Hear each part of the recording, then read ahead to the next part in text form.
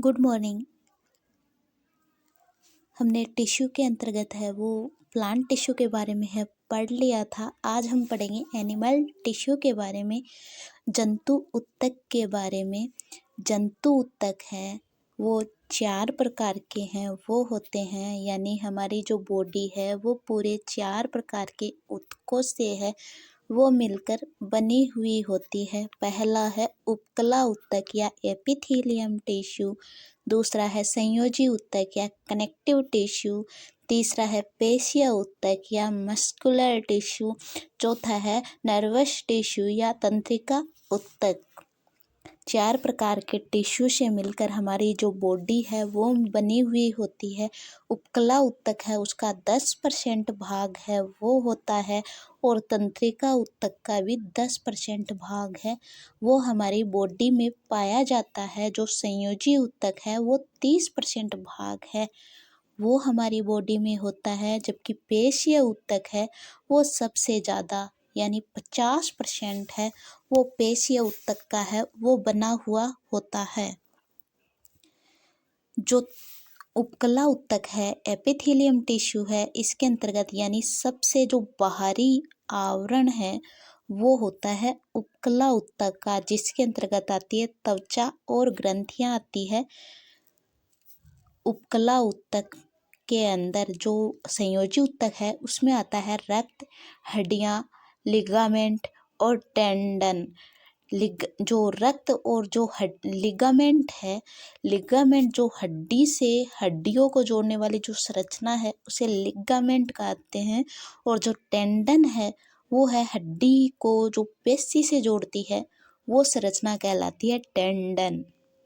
हड्डी को हड्डी से जोड़ेगा लिगामेंट, हड्डी को पेशी से जोड़ेगा टेंडन।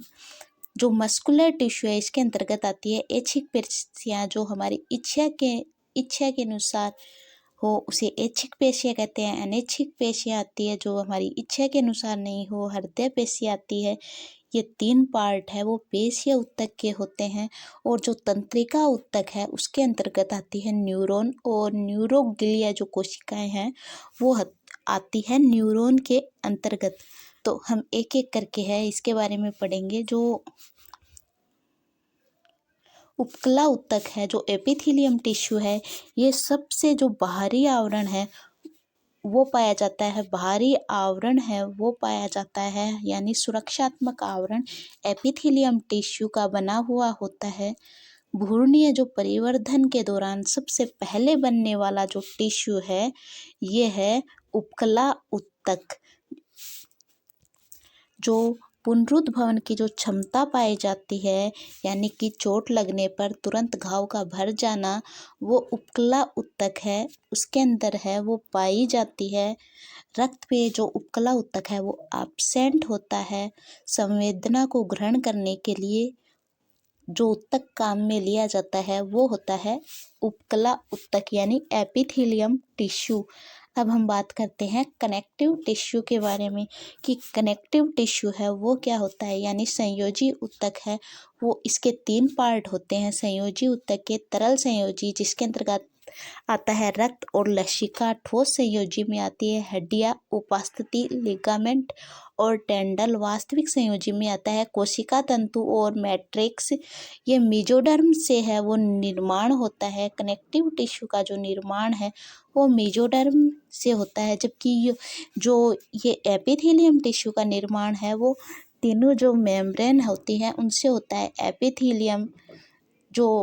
एपिथेलियम जो टिश्यू है उसका निर्माण तीनों मेम्ब्रेन से होता है। एक्टोडर्म कोशिका, मेसोडर्म कोशिका और एंडोडर्म जो कोशिकाएं होती हैं उन सब से इनका निर्माण है वो होता है। जो अब हम बात करेंगे ब्लड की, यानी रक्त है वो हमारी बॉडी में लाल रंग का होता है। 5 से 6 लीटर पाया जाता है या शरीर के भार का 7 से 8% है वो पाया जाता है। इसकी जो स्टडी है वो कहलाती है हेमेटोलॉजी। निर्माण की क्रिया है उसे कहा जाता है हीमोपाइसिस। और जो पीएच है रक्त की वो होती है 7.4 यानी हल्का क्षारीय है वो होता है। शरीर का जो रक्त कोश है प्लीहा या स्प्लीन होता है। जो रक्त है वो कंपोनेंट्स है रक्त के टाइप होते हैं। रक्त के अंदर 2 प्रकार के कंपोनेंट्स है वो पाए जाते हैं, एक है प्लाज्मा और एक है रक्त कणिका। प्लाज्मा है वो 55% भाग है वो प्लाज्मा का पाया जाता है और रक्त कणिकाओं का 45% भाग है वो पाया जाता है, जिसमें आरबीसी है वो सबसे अधिक पाई जाती है यानी 99%, जबकि डब्ल्यूबीसी और प्लेटलेट्स है वो 1% है वो पाई जाती है। अब हम बात करते हैं पहले प्लाज्मा की। प्लाज्मा है वो कुल रक्त का 55% भाग होता है, जल होता है, इसमें 90% प्रोटीन पाई जाती है, 7 से 8% शेष जो भाग बचा हुआ होता है उसे कार्बनिक एंड अकार्बनिक पदार्थ है वो कहा जाता है। रक्त कणिकाएं हैं वो पाई जाती है, इसमें ठोस भाग होता है, रक्त कणिकाएं ठोस भाग होती है। 45% भाग है वो पाया जाता है रक्त कणिकाओं का। 99% आरबीसी पाए जाते हैं यानी लाल रक्त कणिकाएं पाई जाती है, जबकि 1% जो भाग है वो डब्ल्यूबीसी यानी और बिंबाणु का पाया जाता है यानी प्लेटलेट्स का पाया जाता है। अब हम पहले बात करेंगे जो रक्त कणिकाएं हैं उनमें आरबीसी है उसकी बात करेंगे, यानी कि लाल रक्त कणिकाएं होती हैं, इनका जीवन काल 120 दिन का होता है। निर्माण होता है बोन मेरो में। इसका जो कब्रिस्तान है वो कहलाता है प्लीहा या स्प्लीन। अनुवांशिक रोग हो जाता है एनीमिया, इस सिकल सेल एनीमिया रोग है वो हो जाता है, जिसमें आरबीसी का जो आकार है वो हंसियाकार हो जाता है यानी कि आरबीसी है वो सिकुड़ जाती है। इसका जो कार्य है वो है गैसों का परिवहन करना। O2 और CO2 का जो परिवहन करने का कार्य है वो आरबीसी करती है। ऊंचाई है उस पर जाने पर आरबीसी में वृद्धि होती है। आरबीसी में जो वर्णक पाया जाता है उसे कहा जाता है हीमोग्लोबिन। इसके अंदर जो धातु पाई जाती है लोहा धातु, आयरन धातु पाई जाती है। स्तनधारियों की जो आरबीसी में न्यूक्लियस है वो नहीं पाया जाता है, लेकिन अपवाद है कि ऊंट और लामा की जो आरबीसी है वो उसमें न्यूक्लियस है वो पाया जाता है।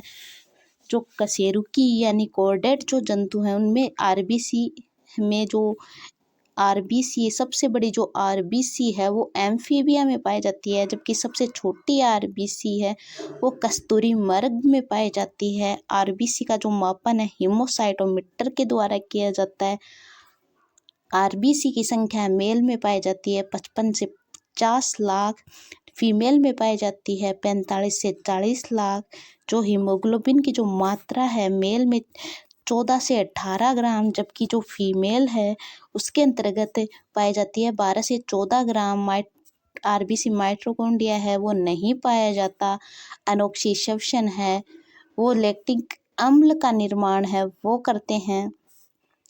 आरबीसी की अधिकता से रोग होता है उसे कहते हैं पॉलीसाइथीमिया, जबकि आरबीसी की कमी से जो रोग होता है उसे कहते हैं एनीमिया।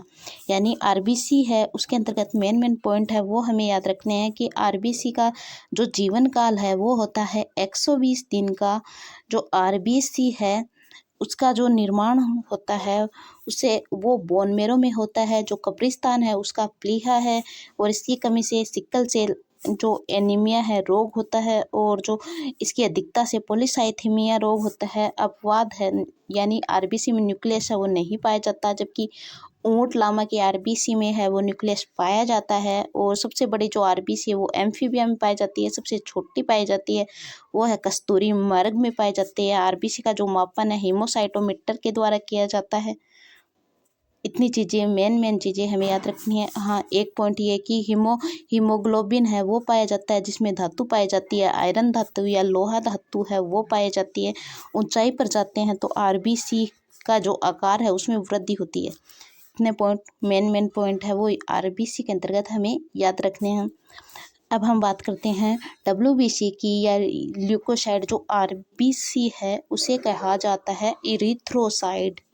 आरबीसी को इरिथ्रोसाइट कहा जाता है, जबकि डब्ल्यूबीसी है उसे ल्यूकोसाइट है वो कहा जाता है।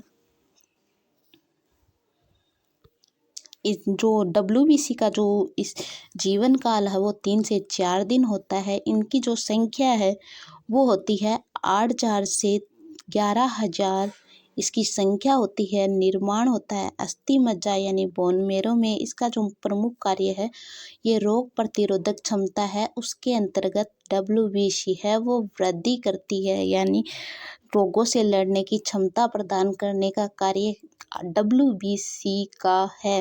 हीमोग्लोबिन की अनुपस्थिति होती है जिसके कारण ये रंगहीन होती है। अब हम बात करते हैं प्लेटलेट्स की। प्लेटलेट्स है यानी बिंबाणु है, उसे थ्रोम्बोसाइट है वो कहा जाता है। इसका जीवन काल है वो 10 दिन का होता है।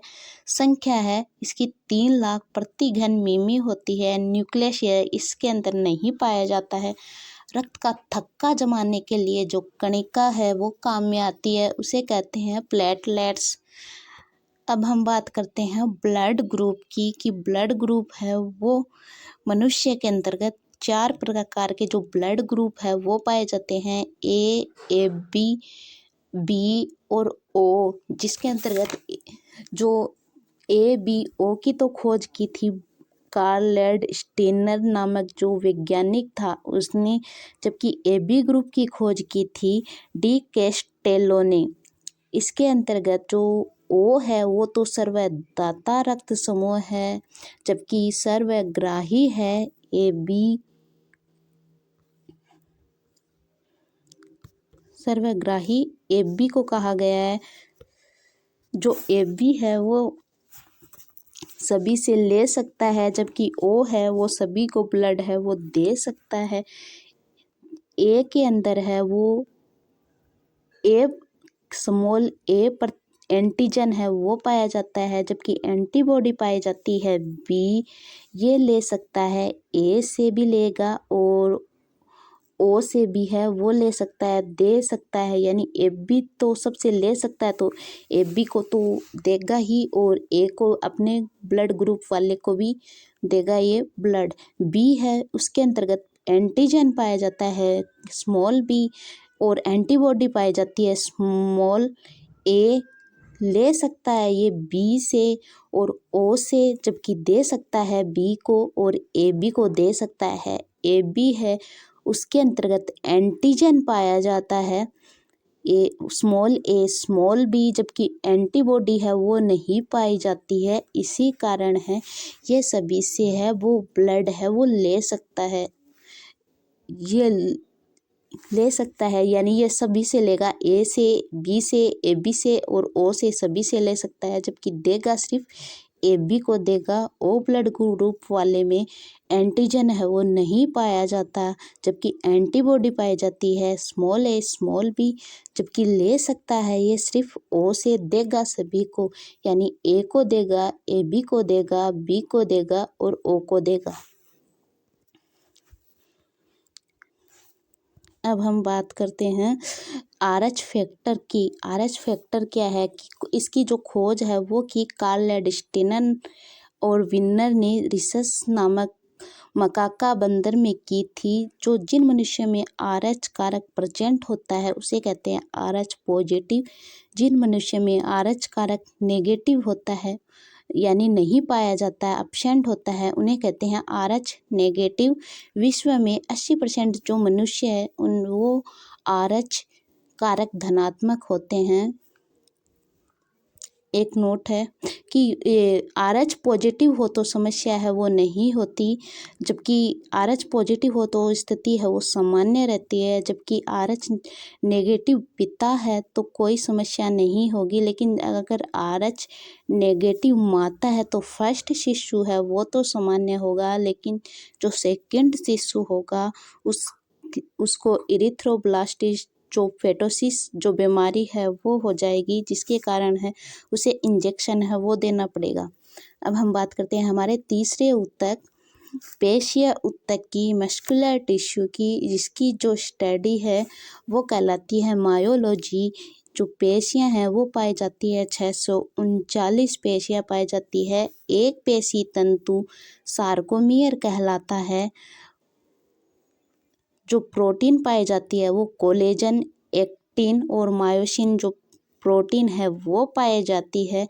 पेशियों को 3 भागों में है वो बांटा गया है, ऐच्छिक पेशियाँ, अनैच्छिक पेशियाँ और हृदय पेशियाँ। इनका जो निर्माण है वो होता है मेसोडर्म कोशिकाओं से है ये निर्मित होती है। हाँ, जो ये ऊतक है वो मेसोडर्म कोशिका है उनसे निर्मित होता है। अब हम बात करते हैं हमारे तंत्रिका ऊतक की, कि तंत्रिका ऊतक यानी नर्वस टिश्यू के अंतर्गत 2 प्रकार की कोशिकाएं हैं वो पाई जाती है। एक है न्यूरॉन तंत्रिका कोशिका, एक है ग्लियल कोशिका या न्यूरोग्लिया कोशिका या न्यूरॉन कोशिका। न्यूरॉन है वो हमने पढ़ा था, हमारे जो तंत्रिका तंत्र था उसके अंतर्गत हमने न्यूरॉन के बारे में पढ़ा था। जो न्यूरोग्लिया जो कोशिकाएं हैं वो मस्तिष्क में किसी कारण है वो चोट लग जाती है, तो उसमें उस चोट को है वो पुनरुद्भवन के कारण जो कोशिका भर देती है उसे कहते हैं न्यूरोग्लिया जो कोशिकाएं हैं वो उसे कहा जाता है। तंत्रिका ऊतक से बना हुआ ये टिश्यू होता है और शरीर की बाहरी जो उत्तेजना के अनुकूल प्रतिक्रिया की जाती है इस टिश्यू के अंतर्गत। ये जो टिश्यू है वो एक्टोडर्म से निर्माण होता है। इस टिश्यू का जो निर्माण है वो एक्टोडर्म कोशिकाएं हैं वो करती है। आज हमने पढ़ा जो एनिमल टिश्यू था उसके बारे में, कि एनिमल टिश्यू है वो 4 टाइप का होता है। उपकला ऊतक, संयोजी ऊतक, पेशीय ऊतक और तंत्रिका ऊतक। धन्यवाद।